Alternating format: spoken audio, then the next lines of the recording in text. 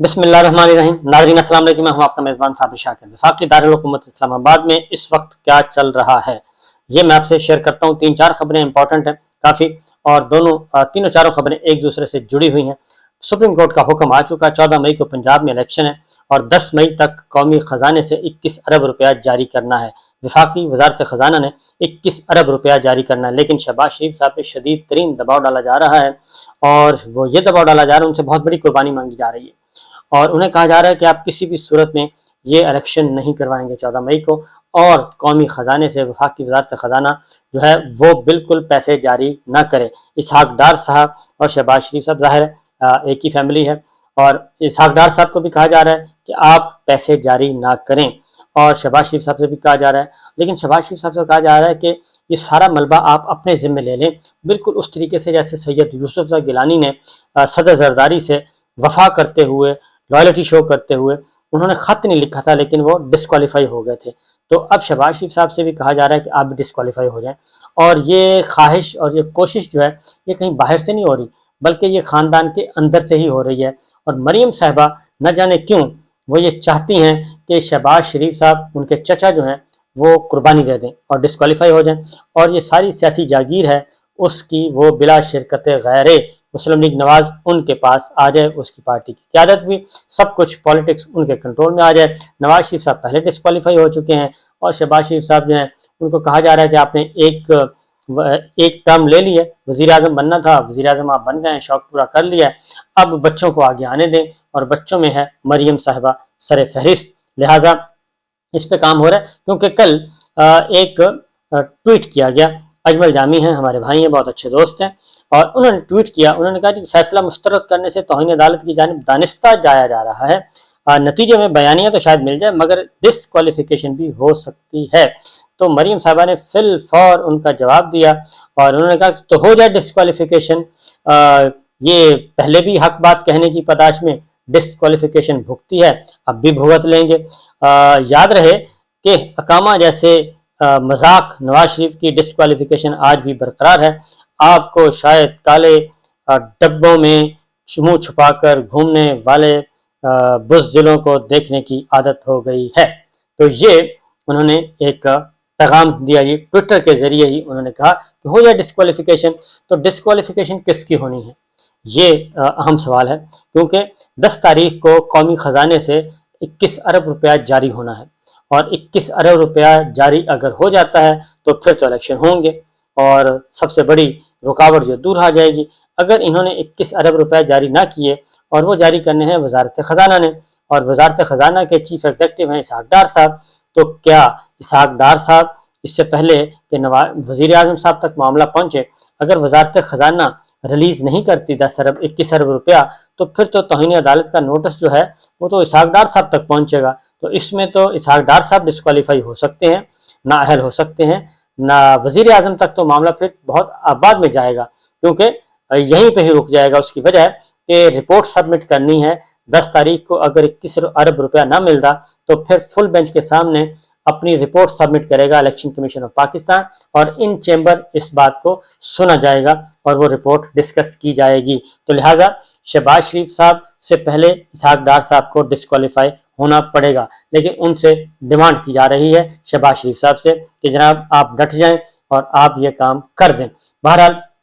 अब देखना यह है कि शहबाज शरीफ साहब ये काम करते हैं या नहीं। और दूसरा ये कि शहबाज शरीफ साहब की डिस्क्वालिफिकेशन के बाद क्या मरीम साहिबा जो हैं वो काबिल कबूल हैं सिस्टम को या एस्टेब्लिशमेंट को कह लें, क्या वो काबिल कबूल हो सकती हैं अगर वो जीत जाती हैं तो? क्योंकि अभी तो जीतना ही महाल है, और जीतना इतना महाल है कि आप कुछ भी कह सकते हैं, आप जितनी मर्जी बैट लगा लें किसी से, एक 10 की लगा लें, एक 100 की बैट लगा लें, तो उसमें मुस्लिम लीग नवाज का जीतना जो है वो नामुमकिन नज़र आ रहा है। लेकिन इसके बावजूद मरीम साहिबा चाहती हैं कि अगर पंजाब का इलेक्शन होना है तो फिर एक सूरत है, अगर आपने हर सूरत में करवाना है तो फिर मैं वज़ीर आला बनूंगी। तो ये काम किए जा रहे हैं। अब एक तरफ तो ये धमकी दी जा रही है, तमाम जमातें हुक्मरान इत्तेहाद धमकियाँ दे रहा है कि हम फैसला मुस्तरद करते हैं, हमें फैसला कबूल नहीं। लेकिन प्रैक्टिकली क्या हो रहा है? प्रैक्टिकल ये हो रहा है जी कि पाकिस्तान पीपल्स पार्टी ने इलेक्शन की तैयारियां शुरू कर दी हैं बाकायदा तौर पे। दोबारा सबको इलेक्शन सेल एक्टिव हो गया है, ٹکٹوں کی تقسیم کا فیصلہ ہونا ہے اور ٹکٹیں تقسیم دی جائیں گی. آج بھی ایکٹیویٹی ہے، کل بھی ہے. اسی طریقے سے پاکستان تحریک انصاف نے بھی سٹارٹ کر دی ہیں اپنی سرگرمیاں، انتخابی سرگرمیاں، اور ٹکٹ ہولڈرز کے ساتھ مل کے ان کے انٹرویوز کر کے ٹکٹس فائنل کی جا رہی ہیں. اور مسلم لیگ نواز نے بھی یہ کام شروع کر دیا ہے بڑی تیزی سے. اگر انہوں نے کالعدم ہی کرنا ہے، فیصلے کو ریجیکٹ ہی کرنا ہے، تو پھر وہ یہ کام کیوں کر رہے ہیں؟ اس کا مطلب یہ ہے کہ ان کو ابھی تک 100% یقین نہیں کہ وہ اس میں کامیاب ہو جائیں گے الیکشن ملتوی کروانے میں، کیونکہ سیکٹری خزانہ بھی پھنسیں گے. اگر 21 ارب روپے جاری نہیں کرتے تو سیکٹری خزانہ، وزیر خزانہ، یہ دو تو فوری طور پہ آ جائیں نرگے میں، اور اس کے بعد پھر وزیر اعظم صاحب کی نمبر آئے گا. ایک بات. دوسرا بات ہے کہ الیکشن کمیشن آف پاکستان نے آج اجلاس بلا لیا ہے اور انہوں نے بریفنگ لینی ہے، اور بریفنگ لیں گے. ایک تو عرفان قادر صاحب ان کے وکیل، تو عرفان قادر صاحب بتا چکے ہیں جی بالکل ضرورت ہی نہیں ہے، آپ یہ فیصلہ ایک سائڈ پہ رکھ دیں، یہ فیصلہ غیر آئینی ہے. ان کا یہی سٹائل ہے. لیکن چیف الیکشن کمیشنر اور ان کے دیگر ارکان جو ہیں وہ شاید عرفان قادر صاحب کی اس بات سے اتفاق نہ کریں. اس کی ریزن یہ ہے کہ الیکشن کمیشن آف پاکستان کو بھی اب وہ والا آرڈر نہیں ہے، اب اسپیشل آرڈر ہے، اور اسپیشل آرڈر کو نہ ماننے کی صورت میں چیف الیکشن کمیشنر کو عہدے سے ہاتھ دھونا پڑ سکتا ہے. اور یہ بھی کہا جا رہا ہے کہ چیف الیکشن کمیشنر کی قربانی دے دیتے ہیں تو پھر چیف الیکشن کمیشنر کا عہدہ خالی ہو جائے گا. تو نہیں جناب، آئین کے مطابق چیف الیکشن کمیشنر کا عہدہ کبھی خالی نہیں ہوتا، بلکہ سپریم کورٹ سے چیف جسٹس آف پاکستان کسی بھی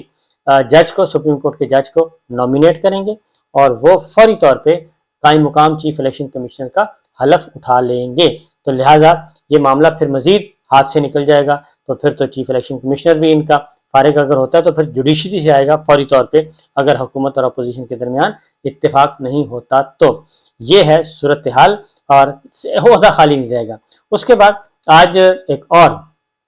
بڑی ہوگی جی سٹرنتھ شو کرنی ہے، اپنی سیاسی قوت کا مظاہرہ کریں عمران خان صاحب. سپریم کورٹ کا جو فیصلہ آیا ہے اس کی خوشی میں آج انہوں نے شام 6 بجے پورے ملک میں اور خاص طور پہ لبرٹی لاہور میں کال دی ہے کہ جی لوگ باہر نکلیں اور شمع روشن کریں اور سولیڈیرٹی شو کریں اور سپریم کورٹ کے ساتھ کھڑے ہو جائیں، تاکہ مستقبل میں بھی سپریم کورٹ آف پاکستان اس کو عوامی حمایت حاصل ہو. وہ جو بھی مشکل فیصلہ کرنا چاہتے ہیں کریں، عوامی حمایت حاصل ہونی چاہیے. ادھر سے زلمے خلیل زاد صاحب آ گئے دوبارہ، اور وہ باقاعدہ طور پہ ایسے لگ رہا ہے کہ باقاعدہ طور پہ ڈکٹیشن چل رہی ہے، اور جیسے جیسے وہ ڈکٹیٹ کرتے ہیں اس کا اثر لیا جاتا ہے. اس کے باوجود کہ امریکن حکام کہہ چکے ہیں، امریکی محکمہ خارجہ اسٹیٹ ڈپارٹمنٹ کہہ چکا ہے کہ زلمے خلیل زاد ایک پرائیویٹ پرسن ہے، عام شہری ہیں، اس کا امریکہ کی پالیسی سے کوئی تعلق نہیں، فارن پالیسی سے کوئی تعلق نہیں ہے، لیکن وہ جو کہتے ہیں وہی کچھ ہو جاتا ہے. تو اب انہوں نے لاسٹلی یہ کہا کہ سپریم کورٹ کا فیصلہ آ چکا ہے، تو بہتر یہی ہے کہ انتخابات کا انعقاد کروایا جائے، اور جس کا حق ہے اس کو ملنا چاہیے، کیونکہ اگر انتخابات نہ ہوئے تو پاکستان مزید بحرانوں میں گھر سکتا ہے، اس میں پھنس سکتا ہے. وہ یہ کہہ رہے ہیں زلمے کی طرف سے. اب آج کابینہ کا خصوصی اجلاس، آج کابینہ کا اجلاس تو نہیں ہے لیکن ایک کچن کیبنٹ کا اجلاس بلایا ہوا ہے، اور ساتھ ہی جو مین بنایا ہوا ہے وہ ہے پارلیمانی پارٹیز کے ہیڈ کو بلایا ہے شہباز شریف صاحب نے، حکمراں اتحاد میں شامل جماعتوں کو شام 6 بجے. ادھر 6 بجے اظہار تشکر منایا جا رہا ہے ملک بھر میں، پاکستان تحریک انصاف منا رہا ہے. ادھر پارلیمانی پارٹی کا، پارلیمانی لیڈرز کا اجلاس بلایا گیا ہے وزیر اعظم شہباز شریف صاحب نے، تو اس میں یہی سپریم کورٹ کے فیصلے کی روشنی میں ڈسکشن کی جائے گی. لیکن یہ اتحاد ایک اور پرپس کے لیے بھی ہے، وہ میں انشاءاللہ آپ کو میں بتا ہی دیتا ہوں، بلکہ